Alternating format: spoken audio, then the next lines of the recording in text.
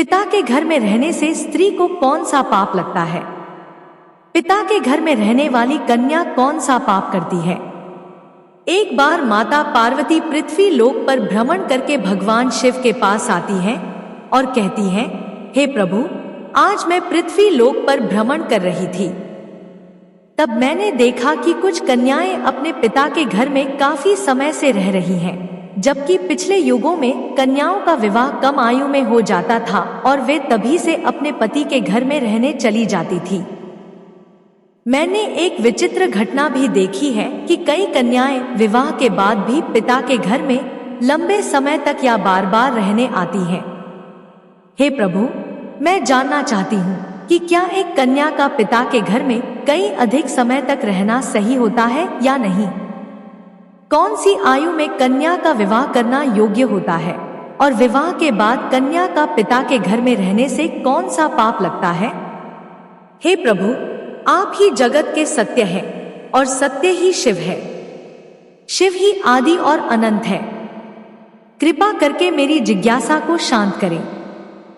तब भगवान शिव मुस्कुराते हुए बोले, हे देवी, आज आपने जो प्रश्न किए हैं वे समस्त मानव जाति के कल्याण हेतु अत्यंत महत्वपूर्ण हैं। आज मैं आपको इन सारे प्रश्नों के उत्तर एक सच्ची घटना के माध्यम से देता हूँ। यह कथा मेरे प्रभु श्री कृष्ण के काल द्वापर युग की है। हे देवी पार्वती, आप इस कथा को ध्यान से सुने। जो भी प्राणी इस कथा का श्रवण तथा प्रसार करता है, उनके मैं 100 अपराध माफ करता हूँ और मृत्यु के बाद वह प्राणी अनंत काल तक मेरे साथ कैलाश में वास करता है। तब माता पार्वती कहती हैं, हे प्रभु, मैं इस कथा को ध्यान से पूरा अवश्य सुनूंगी और इसका प्रसार भी करूंगी। कृपया आप इस कथा को सुनाना प्रारंभ कीजिए। तब भगवान शिव कहते हैं, हे देवी, यह 28वें द्वापर युग की घटना है। यदुकुल श्रेष्ठ वीर उग्रसेन के यहाँ जो घटना घटित होने वाली है, उसी का मैं भूतकाल के रूप में वर्णन करूंगा। मथुरा नाम की नगरी थी। वहां उग्रसेन नामक यदुवंशी राजा राज्य करते थे। वे शत्रु विजय, संपूर्ण धर्मों के तत्वज्ञ, प्रजा की रक्षा करने वाले और अति गुणवान राजा थे। राजा उग्रसेन धर्म पूर्वक राज्य का संचालन और प्रजा का पालन करते थे।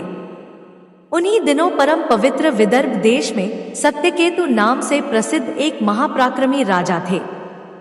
उनकी एक पुत्री थी जिसका नाम मायावती था। वह सत्य धर्म का आचरण करने वाली, अति सुंदर, गुणवान और चरित्रवान थी। मथुरा के राजा उग्रसेन ने उस सुंदर नेत्रों वाली मायावती से विवाह किया। उसके स्नेह और प्रेम से मथुरा नरेश मुग्ध हो गए। मायावती को वे अपने प्राणों के समान प्यार करने लगे। उसे साथ लिए बिना भोजन तक नहीं करते थे। उनके साथ क्रीड़ा और विलास में ही राजा का समय बीतने लगा। भगवान शिव कहते हैं, हे देवी, मायावती के बिना उन्हें एक क्षण भी चैन नहीं पड़ता था। इस प्रकार से आने वाले प्रतिदिन उन दोनों पति पत्नी के बीच प्रेम बढ़ता गया। कुछ समय के बाद विदर्भ नरेश सत्यकेतु ने अपनी पुत्री मायावती को याद किया और उसकी मां भी उसे न देख पाने के कारण बहुत दुखी थी। फिर एक दिन उन्होंने अपनी बेटी के हालचाल जानने हेतु मथुरा नरेश उग्रसेन के पास अपने दूत भेजे। दूतों ने वहां जाकर आदरपूर्वक राजा उग्रसेन से कहा, महाराज, विदर्भ नरेश सत्यकेतु ने अपनी कन्या और इस राज्य की महारानी के कुशल समाचार जानने हेतु हमें यहाँ भेजा है। आपको हमारा सादर प्रणाम। यदि उनका प्रेम और स्नेहपूर्ण अनुरोध आपको स्वीकार हो तो राजकुमारी मायावती को उनके यहाँ भेजने की व्यवस्था कीजिए। वे अपनी पुत्री को देखना चाहते हैं। राजा उग्रसेन ने जब दूतों के मुंह से यह बात सुनी तो वे भी प्रसन्न हो गए, क्योंकि वे भी चाहते थे कि रानी मायावती को आराम करने हेतु उनके पिता के यहाँ जाना चाहिए। तब उन्होंने स्नेह और उदारता के साथ अपनी पत्नी मायावती को विदर्भ राजा के यहाँ भेज दिया। पति के भेजने पर मायावती बड़ी खुशी के साथ अपने मायके आ गई। वहां पहुंचकर उसने पिता के चरणों में प्रणाम किया। उनके आने से महाराज सत्यकेतु को भी बड़ी प्रसन्नता हुई। रानी मायावती वहां अपनी सखियों के साथ मंत्रमुग्ध होकर घूमने लगी। पहले की ही भांति घर, वन, तालाब और राज्य में विहार करने लगी, क्योंकि विवाह के बाद पहली बार अपने पिता के यहाँ आई थी। यहाँ आकर वह फिर से बालिका बन गई। फिर कुछ दिन बीतने के बाद वह भूल गई कि उसका विवाह हो चुका है। उसके बर्ताव में अब लज्जा या संकोच का भाव नहीं रहा। फिर भगवान शिव कहते हैं, हे देवी, एक दिन की बात है, रानी मायावती अपनी सखियों के साथ एक सुंदर पर्वत पर सैर के लिए गई। वहां एक रमणीय वन दिखाई दिया जो केले के उद्यान से शोभा पा रहा था। उस पर भी फूलों की बहार थी। तब राजकुमारी मायावती ने देखा कि एक और ऐसा रमणीय पर्वत, दूसरी ओर सुंदर वन और बीच में स्वच्छ जल से भरा सर्वतभद्र नामक तालाब है।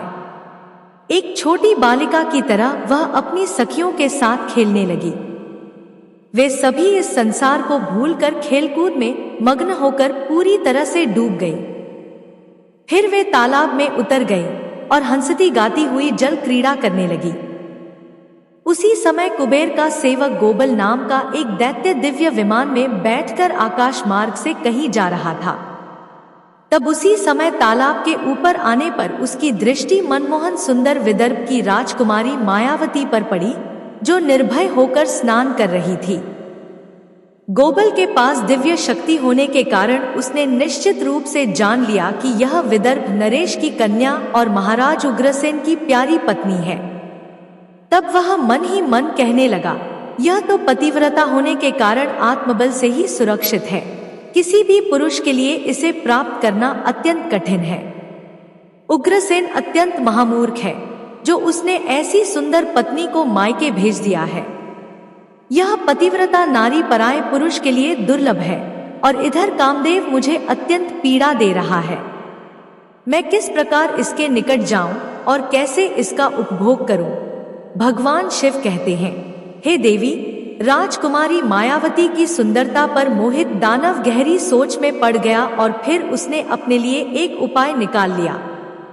फिर वह दानव गोबल ने महाराज उग्रसेन का माया में रूप धारण कर लिया और वही अंग, वैसे ही वस्त्र, उसी तरह का भेष और वही अवस्था, पूर्ण रूप से राजा उग्रसेन सा होकर वह पर्वत के शिखर पर उतरा और फिर अशोक वृक्ष की छाया में शीला के ऊपर बैठकर उसने मधुर स्वर से संगीत सुरों को छेड़ दिया।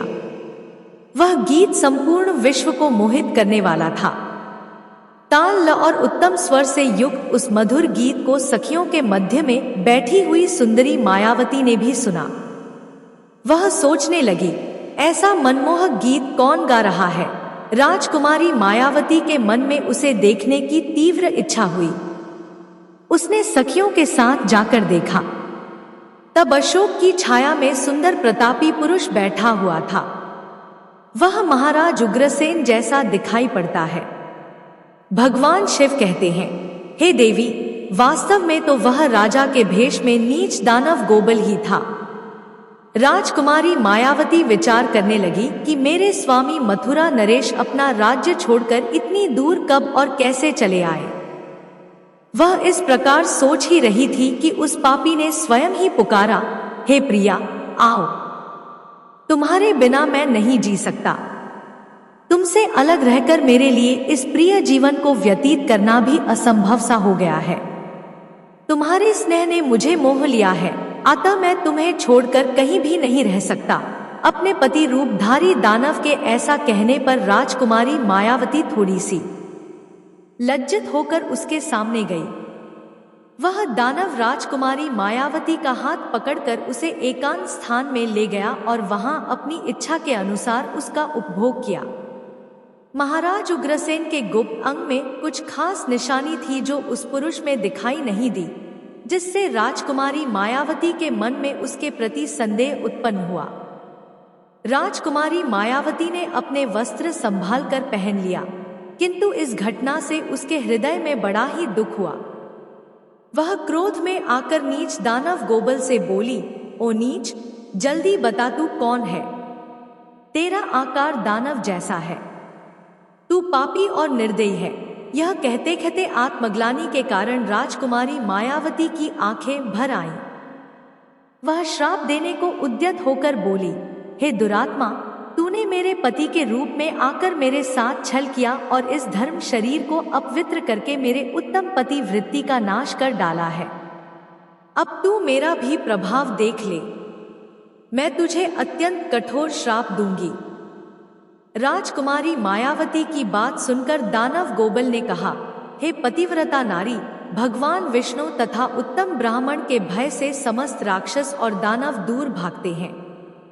मैं तो दानव धर्म के अनुसार ही इस पृथ्वी पर विचरण कर रहा हूं। पहले मेरे दोष का विचार करो कि किस अपराध पर तुम मुझे श्राप देना चाहती हो। तब राजकुमारी मायावती बोली, हे पापी दानव, मैं साध्वी और पतिव्रता हूं। मेरे मन में केवल अपने पति की कामना रहती है। मैं सदा उन्हीं के लिए तपस्या किया करती हूं।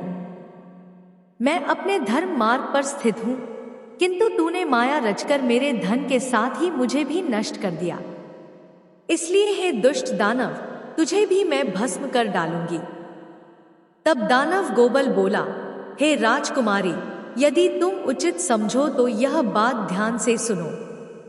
मैं धर्म की ही बात कर रहा हूं। जो स्त्री प्रतिदिन मन, वाणी और काम से अपने पति की सेवा करती है, पति के संतुष्ट रहने पर स्वयं भी संतोष का अनुभव करती है। पति क्रोधी होने पर भी उसे कभी नहीं छोड़ती, उसके दोषों और गुनाहों की ओर ध्यान नहीं देती और पति के सभी कामों में आगे रहती है, वही नारी पतिव्रता कही गई है। यदि स्त्री इस लोक में अपना कल्याण करना चाहती है तो वह पतित, रोगी, अंगहीन, कोढ़ी, सब धर्मों से रहित तथा पापी पति का भी परित्याग न करे। जो पति को छोड़कर जाती है और दूसरे कामों में मन लगाती है, वह संसार में सब धर्मों से बहिष्कृत व्यभिचारिणी समझी जाती है। भगवान शिव कहते हैं, हे देवी, गोबल आगे कहता है, मुझे वेद और शास्त्रों द्वारा और मेरे गुरु के द्वारा प्राप्त धर्म का ज्ञान है। गृहस्थ धर्म का परित्याग करके पति की सेवा छोड़कर यहाँ किस लिए आई हो? तुम इतने होने के बावजूद भी अपने ही मुंह से कहती हो कि मैं पतिव्रता हूँ। कर्म से तो तुम में पतिव्रत का छोटा सा अंश भी नहीं दिखाई देता। तुम डर भय छोड़कर पर्वत और वन में मतवाली होकर घूमती फिरती हो, इसलिए तुम पापिनी हो। मैंने यह महान दंड देकर तुम्हें सीधी राह पर लाया है। अब कभी तुमसे ऐसी दुष्टता नहीं हो सकती। बताओ, तो पति को छोड़कर किस लिए यहाँ आई हो? यह श्रृंगार, यह आभूषण तथा यह सुंदर वेशभूषा धारण करके क्यों खड़ी हो? पापिनी, बोलो न, किस लिए और किसके लिए यह सब किया है? कहाँ है तुम्हारा पति? मेरे सामने व्यभिचारिणी स्त्रियों के समान बर्ताव करने वाली नारी, तुम इस समय अपने पति से 400 कोस दूर हो। कहाँ है तुम्हें पति को देवता मानने का भाव? पापिनी कहीं की, तुम्हें लाज नहीं आती? तुम्हें क्या, मुझे ही अपने बर्ताव पर घृणा होती है? तुम क्या मेरे सामने बोलती हो? कहाँ है तुम्हारी तपस्या का प्रभाव? कहाँ है तुम्हारा तेज और बल? आज ही मुझे अपना बल और पराक्रम दिखाओ। तब राजकुमारी मायावती बोली, ओ नीच असुर, सुन। मेरे पिता ने स्नेहवश मुझे पति के घर से बुलाया है। इसमें कहाँ पाप है? मैं काम, लोभ, मोह तथा डर के वश पति को छोड़कर नहीं आई हूं। मैं यहां भी पति का चिंतन करती रहती हूं। तुमने भी छल से मेरे पति का रूप धारण करके ही मुझे धोखा दिया है। तब गोबल दानव ने कहा, मायावती, मेरी युक्तियुक्त बात सुनो। अंधे मनुष्यों को कुछ दिखाई नहीं देता। तुम धर्मरूपी नेत्र से हीन हो, फिर कैसे मुझे यहां पहचान पाती? तुम्हें ज्ञात था कि तुम्हारे पति इतनी दूर कभी नहीं आ सकते थे, फिर भी तुमने मेरे साथ संबंध बनाए। जिस समय तुम्हारे मन में पिता के घर आने का भाव उत्पन्न हुआ, उसी समय तुम पति की भावना छोड़कर उनके ध्यान से मुक्त हो गई थी। पति का निरंतर चिंतन ही नारियों का धर्म है। जब वह नष्ट हो गया है तो क्यों स्वयं को पतिव्रता कहती हो? तब भगवान शिव कहते हैं, हे देवी, दानव गोबल कहता है, जब तुम्हारे हृदय की आंख ही फूट गई तब ज्ञान नेत्र से हीन होने पर तुम मुझे कैसे पहचान पाती? दानव गोबल की बात सुनकर राजकुमारी मायावती जमीन पर बैठ गई। उसके हृदय में बड़ा दुख हो रहा था। तब दानव गोबल ने कहा, हे राजकुमारी, मैंने तुम्हारे उदर में जो अपने वीर्य की स्थापना की है उससे तीनों लोगों को त्रास पहुंचाने वाला पुत्र उत्पन्न होगा। ऐसा कहकर वह दानव गोबल वहां से चला गया। भगवान शिव कहते हैं, हे देवी, गोबल एक ज्ञानी दानव था, किंतु वह बड़ा ही दुराचारी और पापात्मा था। उसके चले जाने पर राजकुमारी मायावती अत्यंत दुखी होकर रोने लगी। उसकी रोने की आवाज सुनकर सखियां उसके पास दौड़ी आईं और पूछने लगी, हे राजकुमारी, आप क्यों रोती हो? मथुरा नरेश महाराज उग्रसेन कहाँ चले गए? राजकुमारी मायावती ने अत्यंत दुख से रोते रोते अपने चले जाने की सारी बात बता दी। फिर सभी सखियां उसे उसके पिता के घर में ले गईं। उस समय वह शोक से कातर होकर थरथर कांप रही थी। सखियों ने राजकुमारी मायावती की माता के सामने सारी घटना सुना दी। उसे सुनते ही महारानी अपने पति के महल में गई और उनसे कन्या का सारा वृत्तांत कह सुनाया। उसे सुनकर महाराज सत्यकेतु को भी बड़ा दुख हुआ। उन्होंने सवारी और वस्त्र आदि देकर कुछ लोगों के साथ पुत्री को वापस मथुरा में उसके पति के घर भेज दिया।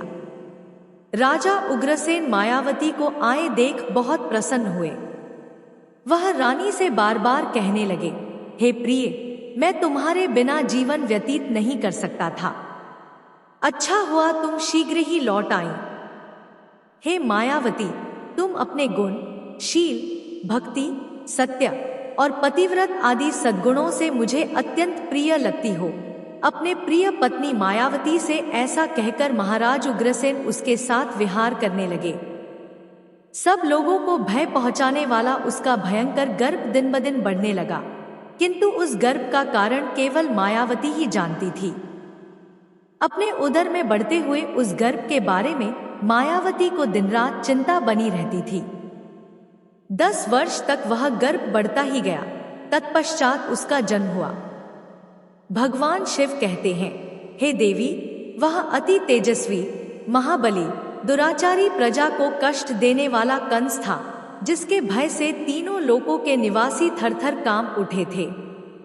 उसके बाद भगवान श्री कृष्ण के हाथों मारा गया, तब जाकर उसे मोक्ष की प्राप्ति हुई। तब माता पार्वती कहती हैं, हे प्रभु, ऐसी घटनाएं भविष्य में घटित होने वाली हैं, यह मैंने भी सुन रखा है। भगवान शिव कहते हैं, हे देवी, मैं आपसे जो कुछ कहा है वह समस्त पुराणों का निश्चित मत है। इस प्रकार पिता के घर में रहने वाली कन्या बिगड़ जाती है। अतः पिता को कन्या को घर में रखने का मोह नहीं करना चाहिए। भगवान शिव कहते हैं, हे देवी, अब मैं आपको एक कुंवारी कन्या के विषय में कुछ महत्वपूर्ण बातें बताता हूँ। सभी ध्यानपूर्वक सुने। जब कोई कन्या जवान हो जाती है तो वह विवाह के योग्य बन जाती है। तब माता पिता को चाहिए कि वे एक योग्य वर का चयन कर उसका विवाह कर दें। उसे लंबे समय तक घर में नहीं रखना चाहिए। पति के घर में उसका पालन पोषण होना उचित है। वहां रहकर वह भक्ति पूर्वक उत्तम गुण सीखती है और पति की सेवा करती है। इससे उसके कुल की कीर्ति बढ़ती है और पिता भी सुखपूर्वक जीवन व्यतीत करता है। यदि वह ससुराल में पाप करती है तो उसका फल पति को भोगना पड़ता है। वहां सदाचार पूर्वक रहने से वह सदा पुत्र पुत्रियों के साथ वृद्धि प्राप्त करती है। कन्या के उत्तम गुणों से पिता की कीर्ति बढ़ती है और दोनों कुलों के पितृगण संतुष्ट होकर आशीर्वाद देते हैं। फिर भगवान शिव कहते हैं, हे देवी, दामाद के साथ भी कन्या को अपने घर में नहीं रखना चाहिए। ऐसा करने से उस पुरुष की मान सम्मान में समय के साथ कमी हो जाती है और उसे भी पाप लगता है। जब कन्या विवाह योग्य हो जाती है तो पराये लोग उस पर बुरी नजर डालने लगते हैं। ऐसे में यदि वह किसी पराये पुरुष के साथ प्रेम संबंध बनाती है तो विवाह करना आवश्यक होता है। एक जवान कन्या को पिता के घर में रखना खजाने से भरे चोरों के बीच रखने के समान है। स्त्री का गहना और पिता का सम्मान उसकी इज्जत है, जिसे हमेशा संभाल कर रखना चाहिए। किसी भी स्त्री को पति से दूर नहीं रहना चाहिए। अधिक समय तक मायके में रहना भी पाप के समान है। एक पतिव्रता नारी का स्थान हमेशा अपने पति के चरणों में होना चाहिए और पत्नी का स्थान पति के हृदय में होना चाहिए। फिर भगवान शिव कहते हैं, हे देवी, मैंने आपके सभी प्रश्नों के उत्तर दे दिए हैं। तब माता पार्वती कहती हैं, हे प्रभु, आज मैं धन्य हो गई हूँ कि आपने मेरे मन में चल रहे सभी प्रश्नों का समाधान किया है। वीडियो अच्छी लगी हो तो लाइक, शेयर करें और ऐसे ही वीडियो देखने के लिए हमारे चैनल को सब्सक्राइब जरूर करें। धन्यवाद।